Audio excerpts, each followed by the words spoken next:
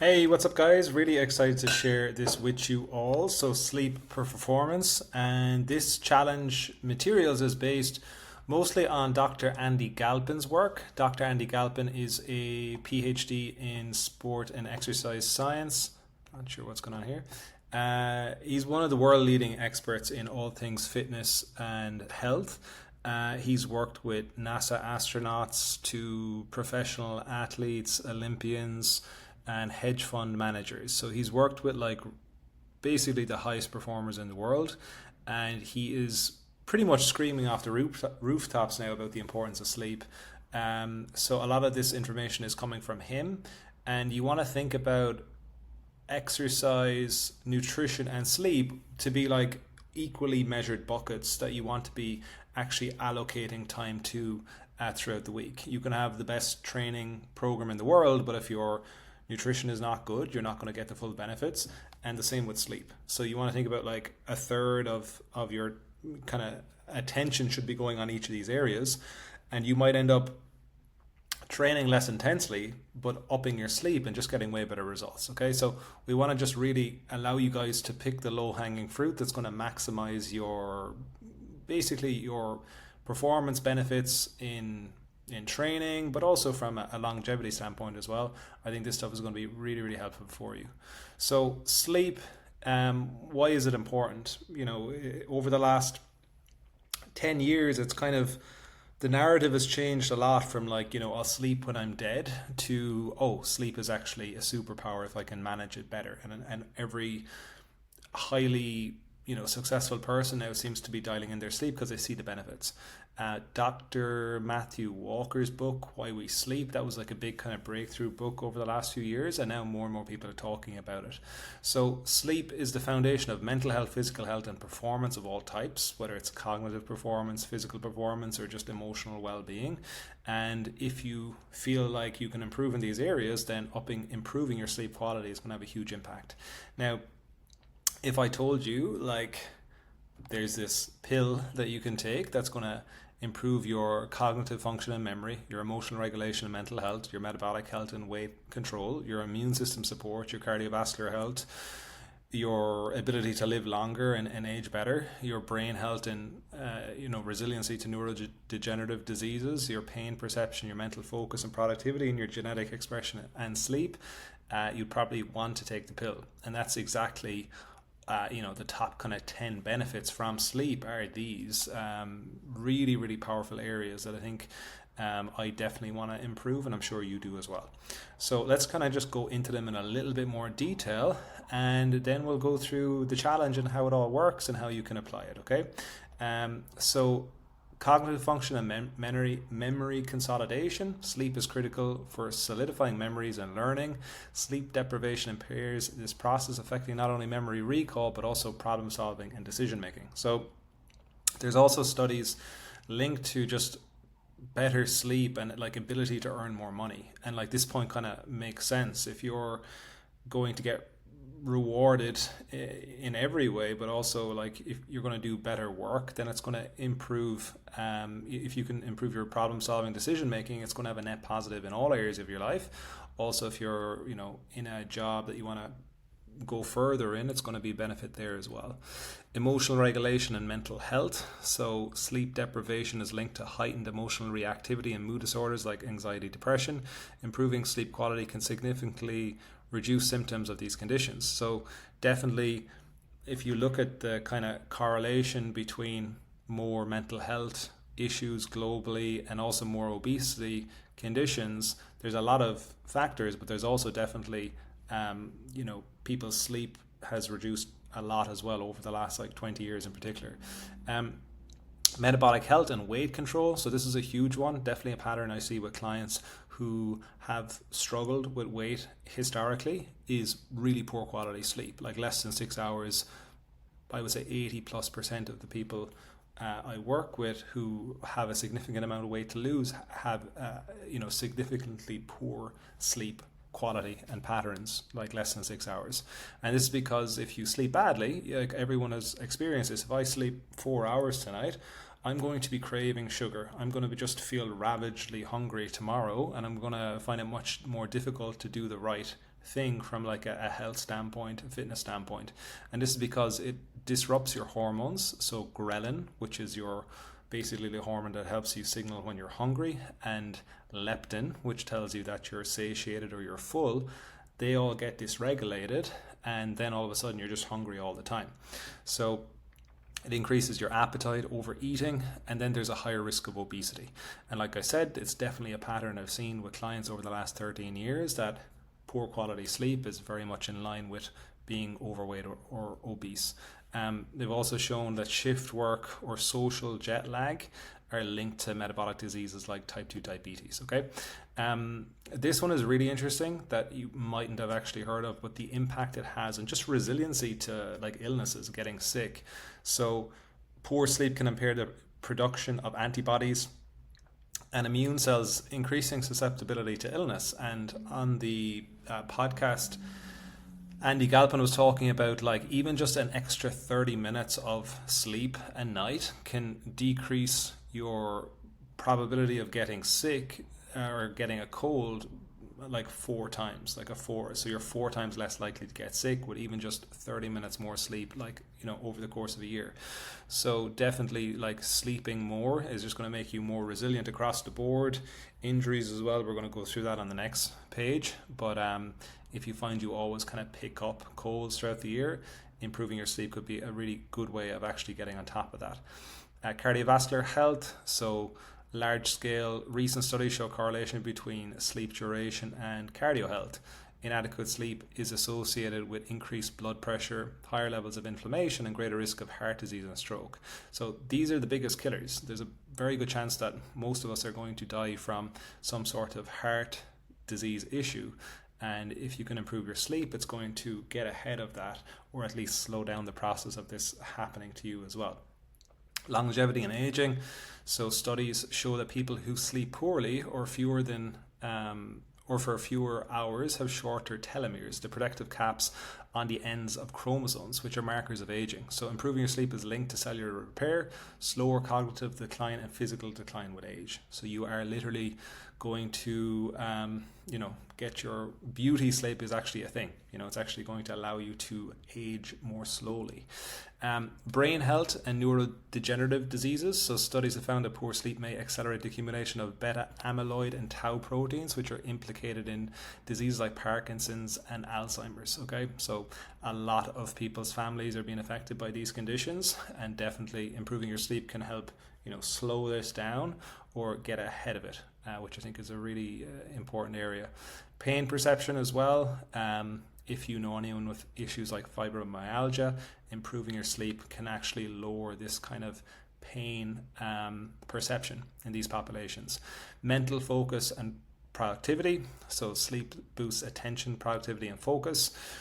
Studies show that short sleep disruptions like staying up late or waking during the night can reduce your attention span and productivity during the day. So this is also a huge one. Like if you're feeling very overwhelmed, like on the previous slides it mentioned like the impact it has on, you know, depression, anxiety, and these things, but then on top of that, if you're already maybe struggling and then things are taking maybe twice as long as they used to because your sleep quality is just really bad, and that's gonna, you know, because of your focus and productivity, that's gonna, you know, start exasperating the stress side of things as well. So improving your sleep, you're going to be getting things done more efficiently and quicker. You're going to be making better decisions. You're going to be less stressed. So it has this like really net positive compounding impact.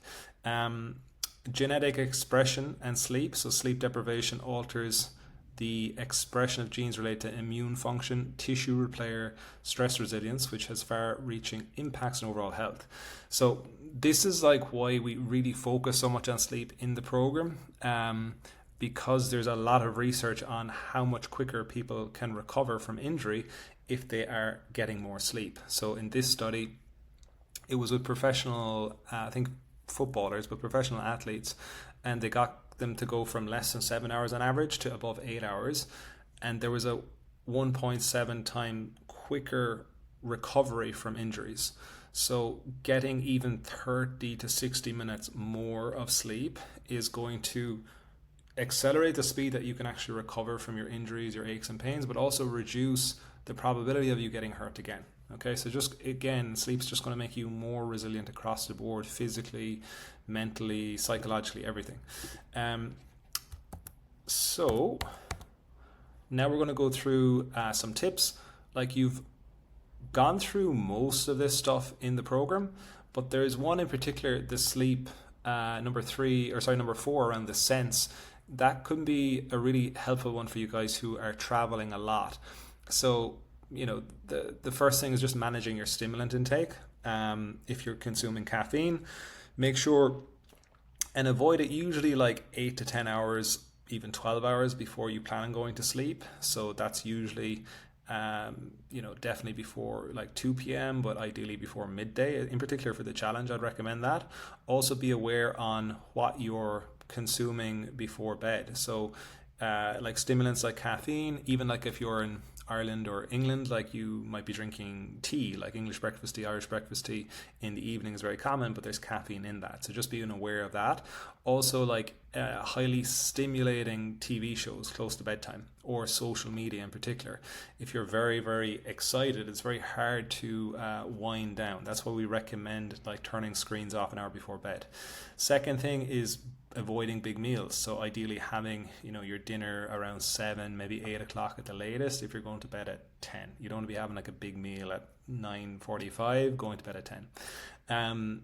The sleep sanctuary, so trying to having basically your room just as that's just where you sleep. So try not to use that as like an office or something where you do work in, just having it associated with sleep if possible as well. Have blackout curtains, or like an eye mask can be really good as well, in particular for travel as well. An eye mask is just a great thing to have. Familiar scents and temperatures. So if you travel a lot in particular, you can just start using something like a lavender spray on your pillow at home, and then you'll start becoming aware of that smell, that you can just spray it on like the hotel or the Airbnb pillow when you're traveling, and it'll tell your nervous system that you're still at home. A lot of times the first night you travel, you just tend to sleep badly. This can actually help improve that and improve your overall sleep quality when you're traveling. Sleep position, just something to look at. There might be different ways you can set yourself up. And then ideally, the environment, so just trying to ensure that it's quiet. Like he talks here about noise machines. I don't think that's really necessary, but like earplugs can be a good option. And then he tells a funny story about basically a lot of people coming to see him who had sleep issues, and he realized they didn't have a sleep issue, but their partner was a snorer. So if that's the case, then maybe like initially using a nasal tape can be a good option, or sorry, a mouth tape. But also just like earplugs can be a good thing. The last thing as well is around hydration and fluid intake. So if you're getting up during the night repeatedly, going to the toilet, a lot of times you're just drinking too much water or too many fluids close to bedtime. So he said like so many people have spent thousands of dollars going for consultations with him, and his advice is just like stop drinking so much water. So that's just something to be aware of as well. If you find you are waking a lot during the night, it might be a case of actually just reducing your fluid intake, in particular like the 2 to 3 hours before bed.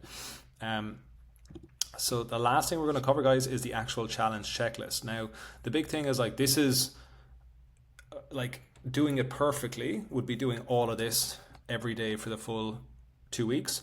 But even if you implement like 10% of this stuff, it's going to benefit you. And for you guys who've been in the program for a while, it might be just like, oh yeah, I know I've kind of gotten out of the habit of doing my wind down. I'm going to get back in and start doing that again. If you do it all for the 2 weeks, like I can guarantee you're going to feel way better. I've been doing it for the last kind of 10 days, and the benefits are pretty profound already. I'm really happy to say. The big thing out of everything is like looking at basically the first 2 points are the most important ones. So set an alarm. Usually it's not a wake up alarm that most people's issue is. It's actually going to bed on time is the problem. So you want to set an alarm for if you want to get ready and start doing your wind down and to be kind of in bed and ready to sleep at 10, then set an alarm for like 9 p.m. as an example. And that'll just remind you like, oh, it's 9 p.m. It's time to like start getting into the habit of getting ready for bed. And this is just going to have a much more powerful impact than setting your alarm for like 7 a.m. or whatever. Because the issue with finding it hard to get up in the morning is because you go to bed too late. That's generally the problem. And one thing I didn't say earlier is like if you can, especially during this 2 weeks, really try and get an extra 30 to 60 minutes of sleep a night. Doing that, if you get an extra 60 minutes a night, that's an extra night of sleep every week, which is crazy. So that'll have a huge impact on you as well. So first thing, set an alarm. Second thing is go to bed and wake at the same time for the next 2 weeks. So like for me, I usually get up at half 6. So I'm basically, my limit is I either get up between 6:30, 7:30 at the latest, Monday to Sunday. And then I'm going to bed at around 10:30. So my wind down is starting. My alarm goes off at 9 to remind me to start my wind down. So then sometime between 9:30 that starts. And then I'm in bed before 10 and like I'm asleep at 10:30. So, or ideally in a perfect world. So you want to set your hour kind of block and really try and stick to that morning wake time for the 14 days. And those first 2 points, the alarm to get ready to go to bed and the morning wake time, they're the most important ones. Now to like increase the likelihood of this actually happening, because the challenge a lot of you are going to go into is like, oh, it's, I'm basically, it's 10 o'clock, but I don't feel like going to bed just yet. So, turning devices off an hour before bed if possible, but again, you can scale that to like 10 or 15 minutes. And also, if you're going to bed at like 12 or 1 o'clock, don't think that you need to go from 12 o'clock to now you're going to bed at 10. You might start going to bed from 12 to maybe 11:45 or 11:30, and just kind of work back from there. Then also, in the morning, give yourself some time. So don't just wake up and get on to Instagram or email. Have that, in particular, that first 30 minutes, you can really just focus on yourself, because once you open up the world, like everyone is prying for your attention. Also caffeine, like we talked about, and then 30 minutes of movement daily. Now the last thing, which I would highly recommend at least doing it at one point over the 2 weeks, is no screens at all. So no phone, no laptop, no TV for a full day. Sundays work really well. And I can guarantee you, if you do this, it's going to feel like you've slept the whole weekend. You're going to feel so recharged the next morning. Like a Kindle or something is fine. We just want to get away from screens. Definitely like phone, laptop, where you can be like doing multiple things at once. And yeah, definitely, if you can't do the full day, try and do, up until like morning and afternoon time, and maybe do something, then watch something in the evening or whatever. So this is the challenge, guys. Went on quite a bit there today, but yeah, just really excited to share this with you all. And again, even if you do 10-20% of this, you're going to get huge benefits over the next 2 weeks.